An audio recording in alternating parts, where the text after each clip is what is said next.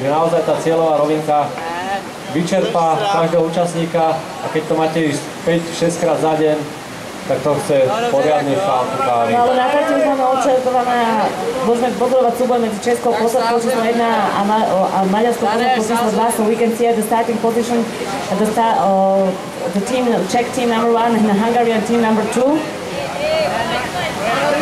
Opäť sa bijú, tam ich oba rafty stiahli troška doprava, kde mali taký menší súboj a išli chvíľu nie ako prúdom rieky.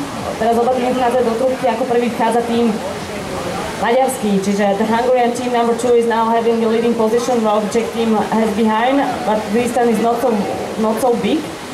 And the Czech team really are trying to fight and pedaling faster and faster. A teraz môžem pozorať naozaj úžasný súboj, keď vstúpam do tohto bazéna. Áno, Česká posádka číslo 1 prezident má priamo pred tribúnou, pred očami divákov Maďarsku posádku.